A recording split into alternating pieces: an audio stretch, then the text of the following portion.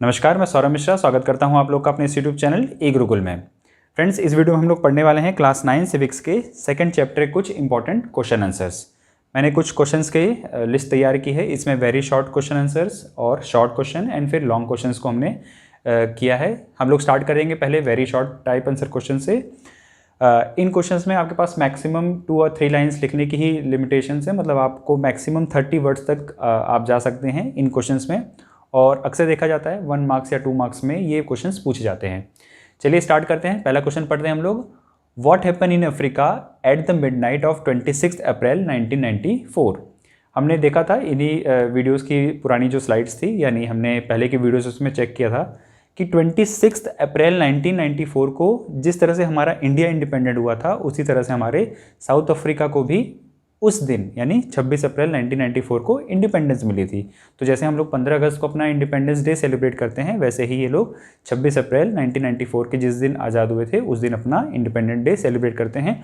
और हमने देखा था कि जिस तरह से नेल्सन मंडेला जी को 28 ईयर्स के बाद से जेल में रखा गया था, 28 ईयर्स तक जेल में रखा गया था, उसके बाद उनको छोड़ा गया था, फिर वहाँ पे कॉन्स्टिट्यूशन बनाने का काम स्टार्ट हुआ। बट इतनी ज़्यादा स्टोरी आपको लिखनी नहीं है, बस यहाँ पे पूछा गया व्हाट हैपन, तो they are independent from their britishers. जो ब्रिटिशर्स थे वो अपने वहाँ से आज़ाद हो गए थे। नेक्स्ट क्वेश्चन हमारा, what inspired the Indian leaders in the making of Indian constitution. Question है कि क्या क्या चीज़ें इंस्पायर की गई थी, कौन कौन सी ऐसी घटनाएं थी, कौन कौन सी ऐसी चीज़ें थी जिन्होंने हमारे इंडियन लीडर्स को, ठीक है, इंस्पायर्ड किया था हमारे कॉन्स्टिट्यूशन को बनाते समय। हमने पुरानी वीडियोस में देखा था फ्रेंड्स कि इंडियन कॉन्स्टिट्यूशन जब इंडिया इंडिपेंडेंट नहीं हुआ था तब से ही हमारे इंडियंस के, जो हमारे इंडियन लीडर्स थे, हमारे फ्रीडम फाइटर्स थे, उन्होंने कॉन्स्टिट्यूशन हमारा कैसा होगा, आने वाले फ्यूचर में जब हम इंडिपेंडेंट हो जाएंगे उस समय हमारा कॉन्स्टिट्यूशन कैसा होगा, उसके बारे में उन्होंने बात करना शुरू कर दिया था। और अगर देखा जाए, जो यहाँ पे पूछा गया है कि व्हाट हैपन, अगर हम लोग कुछ घटनाओं के बारे में बात करें तो हम जानते हैं सबसे पहले फ्रेंच रेवोल्यूशन, ठीक है, जो फ्रांस में क्रांति हुई थी उसका बहुत बड़ा इम्पैक्ट आया था हमारे इंडियन लीडर्स के ऊपर। उन्होंने देखा था जो फ्रेंच रेवोल्यूशन में डेमोक्रेसी वाली वैल्यूज़ आई थी, वहाँ पे जिस तरह से राजा को हटाकर डेमोक्रेटिक वैल्यूज़, एक असेंबली बनाई गई और असेंबली में 1 वोट और 1 पर्सन 1 वोट के वैल्यूज़ को वहाँ पे उन्होंने इम्प्लीमेंट करने की कोशिश की थी। तो ये चीज़ें हमारे लीडर्स को बहुत ज़्यादा इंस्पायर्ड की थी। तो अगर हम लोग लिखना चाहें व्हाट, तो हम लोग को पहला मिलता है फ्रेंच रेवोल्यूशन। सेकंड अगर हम लोग देखें तो क्योंकि हमारे ऊपर ब्रिटिशर्स का रूल था, ब्रिटिश हमारे ऊपर रूल करते थे और अपने कंट्री में वो लोग इंडिपेंडेंट वाली बात करते थे, डेमोक्रेसी की बात करते थे, बट हमारे इंडिया में आके वो जस्ट उसका रिवर्स कर रहे थे। तो जो हमारे फ्रीडम फाइटर्स थे, इंडियन लीडर्स थे, उन्होंने ये देखा, ऑब्जर्व किया कि ब्रिटेन अपने कंट्री में तो फ्रीडम की बात करता है, जस्टिस की बात करता है, इक्वलिटी की बात करता है, बट अपने ही इंडिया, मतलब जो उसकी कॉलोनी है, मतलब इंडिया में, वो रूल्स एंड रेगुलेशंस को नहीं मानता, रूल ऑफ लॉ को नहीं मानता, यहाँ पे वो डेमोक्रेसी जैसी कोई वैल्यू को इम्प्लीमेंट नहीं करता। तो इंडियन लीडर्स के दिमाग में था, बैकग्राउंड में चल रहा था कि अगर हमारा इंडिया इंडिपेंडेंट होगा और जब हम अपना कॉन्स्टिट्यूशन बनाएंगे तो हम अपने कॉन्स्टिट्यूशन में जो ब्रिटेन की पार्लियामेंट जिस तरह काम करती है, ठीक है, कि वहाँ पे लोगों को इक्वलिटी मिली है, फंडामेंटल राइट्स मिले हैं सबको, सोशल जस्टिस, इकोनॉमिकल जस्टिस, इस तरह की चीज़ें मिली हैं, तो हम भी अपने कॉन्स्टिट्यूशन में जब हमारा इंडिया इंडिपेंडेंट हो जाएगा तो हम लोग भी वो सब चीज़ें यहाँ पे इम्प्लीमेंट करेंगे। तो ये था हमारा सेकंड। अगर हम लोग देखें, पहला हमने देखा French revolution, second British parliament, third अगर देखें तो यूएस में जो फंडामेंटल राइट्स वहाँ के कंट्री में वहाँ के सिटीजन्स को मिले थे, वो हमारे फ्रीडम फाइटर्स को या लीडर्स को बहुत इंस्पायर्ड किया था उन्होंने, कि जिस तरह से अमेरिका ने अपने सिटीजन्स को कुछ फंडामेंटल राइट्स दे रखे हैं कि अगर आप कभी भी जब आप अमेरिका के सिटीजन्स हैं तो अमेरिका के सिटीजन होने के नाते आपके पास ये कुछ फंडामेंटल राइट्स हैं और आपको इन फंडामेंटल राइट्स से कोई भी वंचित नहीं कर सकता। वो चीज़ें हमारे लीडर्स को बहुत ज़्यादा इंस्पायर्ड की। तो इसी तरह हमारे कॉन्स्टिट्यूशन में भी हमें कुछ फंडामेंटल राइट्स मिले हैं। वो थर्ड चीज़ हो गई, यूएस का जो फंडामेंटल राइट्स वाला चीज़ था। नेक्स्ट अगर देखें तो रशियन रेवोल्यूशन हुआ था 1997 में, वहाँ पे जिस तरह से कैपिटलिज्म के अगेंस्ट, ठीक है, सोशलिज्म को डेवलप किया गया था। तो हमारे लीडर्स भी ये जानते थे या वो भी ये चाहते थे कि जब हमारा इंडिया आज़ाद हो तो हम लोग जो अपना कॉन्स्टिट्यूशन बनाए वहाँ पे सोशलिज्म की वैल्यूज़ हम लोग अपने कॉन्स्टिट्यूशन में इम्प्लीमेंट करें या सोसाइटी में इम्प्लीमेंट करें। और सोशलिज्म क्या कहता है, जितने भी हमारे रिसोर्स हैं नेशन के, जितने भी देश के रिसोर्सेज हैं, उनका सभी सिटीजन्स के बीच में इक्वल डिस्ट्रीब्यूशन, ये कहलाता है सोशलिज्म। तो 4 पॉइंट्स हमें मिलते हैं। सबसे पहले मिला फ्रेंच रेवोल्यूशन, सेकंड मिला हमें ब्रिटिश पार्लियामेंट की जो डेमोक्रेसी सिस्टम था, सेकंड अमेरिका का जो फंडामेंटल राइट्स वाला बिल था, और फोर्थ हमें मिलता है रशियन रेवोल्यूशन। तो ये 4 चीज़ें अगर आप यहाँ पे लिखना चाहें तो इसको कोड कर सकते हैं। बस आप 4 मेंशन कर दीजिए, ठीक है, क्योंकि यहाँ पे बहुत ज़्यादा स्पेस नहीं है, आपके पास 30 वर्ड लिमिट है, तो आप सिर्फ 4 चीज़ों का मेंशन कर सकते हैं। नेक्स्ट हमारे पास who played a key role in the making of the Indian constitution. किसने इंडियन कॉन्स्टिट्यूशन को बनाने में बहुत महत्वपूर्ण भूमिका निभाई थी। जैसा कि हम सब लोग को पता है, बहुत सिंपल सा क्वेश्चन, डॉक्टर भीमराव अंबेडकर को हमारे भारतीय संविधान का जनक, ठीक है, कहा जाता है। और इन्होंने रियल में बहुत बड़ा रोल कंट्रीब्यूट किया था हमारे इंडियन कॉन्स्टिट्यूशन को बनाते समय या बनाने में। इन्होंने लगभग 60 देशों का संविधान पढ़ा, और उन संविधानों में जो भी पॉइंट्स या जो भी वैल्यूज़ हम इंडियन के लिए या इंडियन कॉन्स्टिट्यूशन के लिए सूटेबल थी, उसको वहाँ से इन्होंने एक्सेप्ट किया या उसमें कुछ अमेंडमेंट्स किए। ऐसा नहीं था सीधा कॉपी पेस्ट करके डॉक्टर बाबा भीमराव अम्बेडकर जी ने अपने इंडियन कॉन्स्टिट्यूशन में उसको इनकल्केट कर दिया। नहीं, जो भी चीज़ें हमारे कॉन्स्टिट्यूशन में आई हैं बाहर से, उनमें बहुत माइन्यूट डिस्कशन या बहुत गहराई स्तर पे जाके डिस्कस हुआ था, डिबेट हुआ था। हमारी जो कॉन्स्टिट्यूशन असेंबली थी वो बहुत बड़े लेवल पे उसको डिस्कस और डिबेट करके उनको इम्प्लीमेंट कर रही थी। तो अगर यहाँ पे लिखना चाहें इसका आंसर, तो who played a key role, तो doctor Bhimrao Ambedkar played a key role in the making of Indian constitution, ये इसका आंसर बनेगा। नेक्स्ट क्वेश्चन है, what was the significance of preamble of our constitution. ठीक है, हमारे कॉन्स्टिट्यूशन में प्रीएम्बल का क्या रोल है, क्या सिग्निफिकेंस है, ठीक है। तो अगर हम लोग प्रीएम्बल को समझ लेंगे, प्रीएम्बल क्या होता है, उसे क्या इंपॉर्टेंस है, तो हम लोग ये कर सकते हैं। एक यहाँ पे आप प्रीएम्बल की डेफिनेशन देख सकते हैं या लिख सकते हैं आपको अपने एग्जाम्स में। The preamble of our constitution contain the philosophy, ठीक है, ये हमारा जो कॉन्स्टिट्यूशन है उसकी फिलॉसफी को होल्ड करता है, on which the entire constitution has been built. It has the soul of Indian constitution, और ये हमारे इंडियन कॉन्स्टिट्यूशन की क्या है, सोल है, मतलब आत्मा है। क्योंकि हमारा जो प्रीएम्बल है इंडियन कॉन्स्टिट्यूशन का, या मैं कह सकता हूँ किसी भी कंट्री का जो प्रीएम्बल होता है कॉन्स्टिट्यूशन का, वो उसका एक बेसिक मतलब एक सकते हैं इंट्रोडक्शन होता है। अगर आप किसी भी कंट्री के कॉन्स्टिट्यूशन के प्रीएम्बल को पढ़ लें, उसको अच्छे से समझ लें, तो आपको पता चल जाएगा कि ये पूरा कंट्री या यहाँ की जो पूरा कॉन्स्टिट्यूशन है वो कैसा है, ये इसमें कौन कौन सी वैल्यूज़ को इन्होंने आगे डिस्कस किया होगा या डिबेट किया होगा, ठीक है। ये इसकी इंपॉर्टेंस है, ये इसका इंपॉर्टेंट। तो चलिए फ्रेंड्स, ये था हमारा very short answer type questions. Next देखते हैं हम लोग का शॉर्ट आंसर टाइप क्वेश्चंस। सबसे पहला क्वेश्चन हमारे पास यहाँ पे है, what do you know about the system of apartheid that was imposed on the south Africa by the white Europeans. यहाँ पे एक सिस्टम के बारे में बात की जा रही है, सिस्टम ऑफ एपार्थाइड। ये सिस्टम क्या था और ये क्यों इम्पोज किया गया था या किस तरह से इम्पोज किया गया था साउथ अफ्रीकन्स पे, किसके द्वारा, वाइट यूरोपियंस के द्वारा। जैसा कि आपको फ्रेंड्स पता है, हमने इस चैप्टर में कंप्लीट किया था इस टॉपिक को, कि एपार्थाइड सिस्टम के द्वारा जो ब्रिटिशर्स थे यानी जो वाइट यूरोपियंस थे, उन्होंने बहुत बड़े लेवल पे जो वहाँ के नेटिव सिटीजन्स थे साउथ अफ्रीका के, उनके ऊपर एक बहुत अजीब तरह की सिस्टम अप्लाई कर रखा था। क्योंकि वहाँ के जो नेटिव पर्सन्स थे उनका स्किन का कलर ब्लैक था और यूरोपियंस का वाइट था। तो वहाँ के लोगों ने एक सिस्टम के द्वारा इनके बीच में जो डिवीज़न किया वो उनके स्किन के कलर के बेसिस पे किया। मतलब स्किन के कलर के बेसिस पे इन लोगों के बीच में डिवीज़न किया गया, इनके साथ भेदभाव करना शुरू किया गया और इनको उस कामों के लिए ही रखा गया जो सिर्फ उनकी वाइट यूरोपियंस की हेल्प कर सकते थे। मतलब इनको वो काम दिए गए जो एक तरह से कहा जा सकता है कि वो निम्न लोगों को करने के लिए रखा जाता था, या ऐसे लोगों के लिए कि सिर्फ वो वाइट यूरोपियंस की सेवा कर सकते हैं, ठीक है। इनके लिए बस में ट्रैवल करना, ट्रेन में ट्रैवल करना, पब्लिक प्लेसेस में जाना अलाउ नहीं था। ये लोग सिर्फ तब जा सकते थे, मतलब वाइट अफ्रीकन्स तब जा सकते थे जब वहाँ पे कोई ऐसा काम करने के लिए उनको अलाउ किया जाए, और वो भी विद परमिट या पास के अकॉर्डिंग, ठीक है। तो एक सिस्टम था, सिस्टम में क्या कहता है, the system of apartheid divides the people and label them on the basis of their skin colour, ठीक है। उनके स्किन के कलर के बेसिस पे डिवीज़न करना, उनको अलग थलग करना, ये सिस्टम था जिस सिस्टम का नाम है एपार्थाइड, ठीक है। What do you know about, और फिर हमने देखा ये तो सिस्टम का नाम हो गया, लेकिन इस सिस्टम के अकॉर्डिंग क्या हो रहा था वहाँ पे, उनके साथ भेदभाव हो रहा था पब्लिक प्लेसेस में, ठीक है, या जो भी ऐसे चीज़ें थी जहाँ पे सामूहिक चीज़ें हो सकती थी, वहाँ पे उन लोगों का, साउथ अफ्रीकन लोगों का प्रवेश वर्जित था, वहाँ पे उनकी एंट्री नहीं थी। इनको तभी जाना या अलाउ किया जा सकता था जब उनके पास वैलिड परमिट या पास हो, ठीक है। इनके पास कोई fundamental rules, fundamental rights, rule of law, ऐसा कोई नियम कानून नहीं था। अगर साउथ अफ्रीकन है, उसने कोई गलती की है तो उसको डबल सज़ा मिलती थी, और अगर सेम तरह की कोई गलती अगर वाइट यूरोपियन कर देता था तो उनके लिए नॉर्मल पनिशमेंट या बिल्कुल पनिशमेंट नहीं होती थी, ठीक है। तो मतलब रूल ऑफ लॉ का कोई वहाँ पे इम्पोजमेंट नहीं था साउथ अफ्रीकन और यूरोपियंस के बीच में। नेक्स्ट है, इनके पास इनके कोई फंडामेंटल रूल्स नहीं थे, फंडामेंटल राइट्स नहीं थे।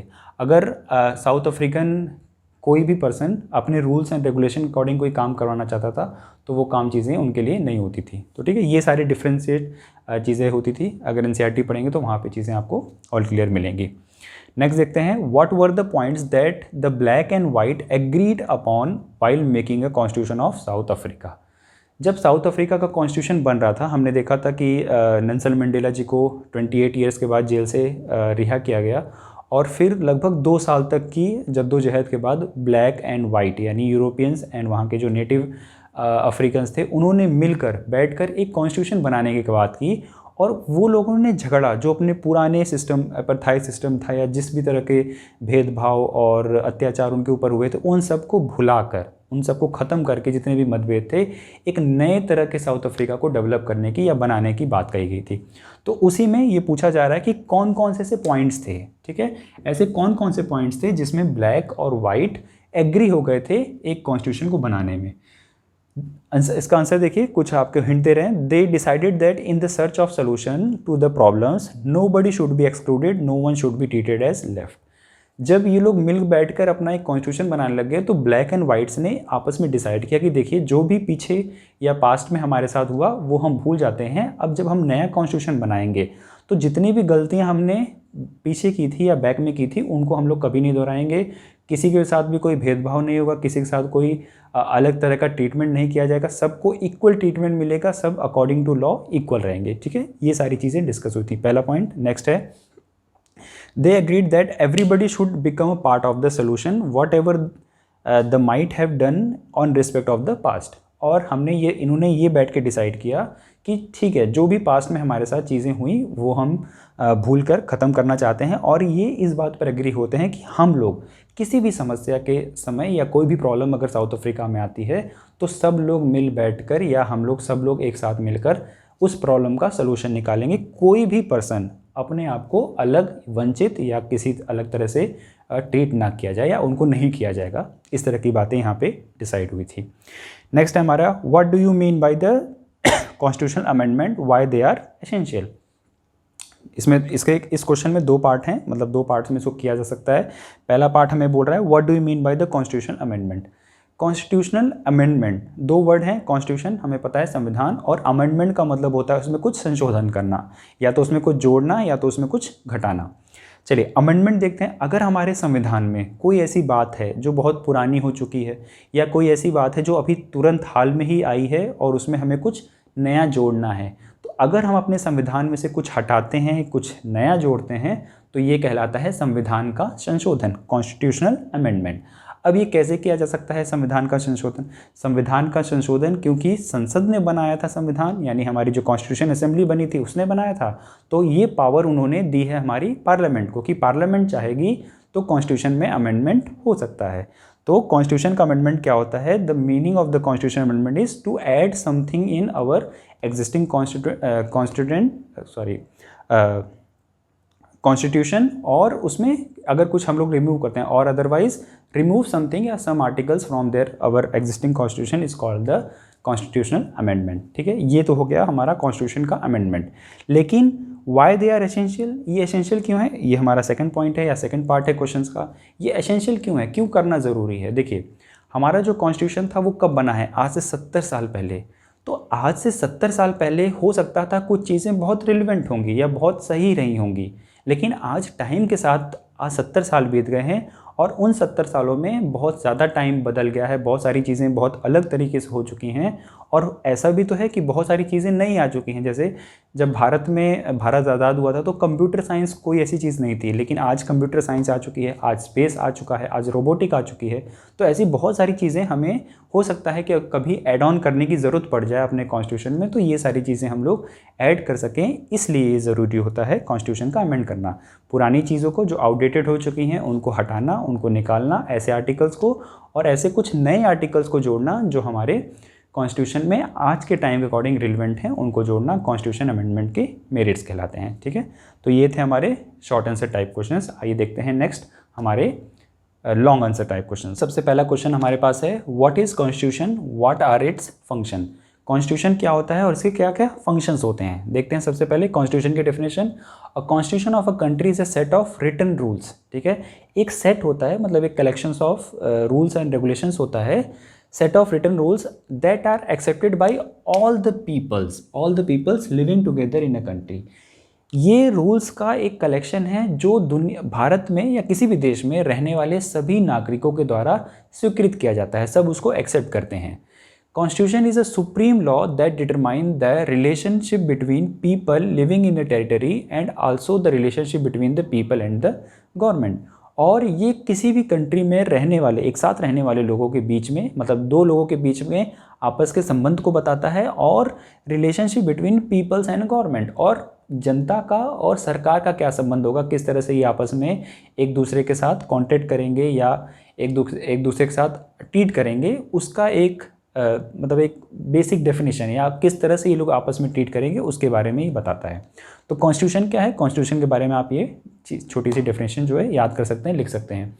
इसके फंक्शंस क्या होते हैं, जैसे इसमें भी बताया गया है कि दो पीपल्स के बीच का, इसका जो पहला फंक्शन है कि दो पीपल्स के बीच का किस तरह से वो लोग एक दूसरे के साथ रहेंगे। सपोज करिए कॉन्स्टिट्यूशन ने मुझे भी और हमारे देश के सभी नागरिकों को भी सबको फंडामेंटल राइट्स दिए हैं। मेरा फंडामेंटल राइट्स है मैं कहीं भी आ जा सकता हूँ, लेकिन मेरा फंडामेंटल राइट किसी दूसरे के फंडामेंटल राइट को वायलेट कर देगा, ये एक्सेप्टेबल नहीं है। तो दो लोग किस तरह से आपस में ट्रीट करेंगे, इन लोगों के बीच में कैसा संबंध रहेगा, उसको डिफाइन करने के लिए हमारे पास कॉन्स्टिट्यूशन है। और हमारा कॉन्स्टिट्यूशन रिलेशनशिप बिटवीन बताता है people and the government. People किस तरह से सरकार को चुनेगी, सरकार क्या क्या रूल्स एंड रेगुलेशन बनाएगी जनता के लिए, ये सारी भी चीज़ें हम लोग के कॉन्स्टिट्यूशन में हमें बताया जाता है। नेक्स्ट है इसका एक और फंक्शन, ये डिफाइन करता है कि गवर्नमेंट किस तरह से काम करेगी। जैसे कि इसमें बताया हमारे कॉन्स्टिट्यूशन में लिखा गया है कि हर 5 साल बाद चुनाव होगा, चुनाव के बाद चीज़ें किस तरह से होंगी, वो सारी डेफिनेशन आपको कॉन्स्टिट्यूशन में मिल जाएगी। सरकार कैसे चलेगी, कब उसको हटाया जा सकता है, किस तरह से उसका चुनाव होगा, इलेक्शन कमीशन ऑफ इंडिया कैसे काम करेगा, फाइनेंस कमीशन कैसे काम करेगा, बहुत सारी चीज़ें आपको, जब आपको भी फ्यूचर में कॉन्स्टिट्यूशन को क्लियरली बहुत अच्छे से डिटेल में पढ़ेंगे तो वहाँ पे चीज़ें आपको क्लियर रहेंगी। बहुत बड़े लेवल पे ये हमारा एक इम्पॉर्टेंट फंक्शन या इम्पॉर्टेंट रोल प्ले करता है हमारे कंट्री को चलाने में। ठीक है, तो ये था हमारा क्वेश्चन व्हाट इज़ कॉन्स्टिट्यूशन। क्योंकि ये लॉन्ग टाइप में है तो आपको लगभग इसमें 100 to 120 वर्ड्स का आपको लिखना है। आप ये कॉन्स्टिट्यूशन की डेफिनेशन और उसके बाद इट्स फंक्शन को आप चाहें तो 3 और 4 पॉइंट्स में यहाँ पे लिख सकते हैं।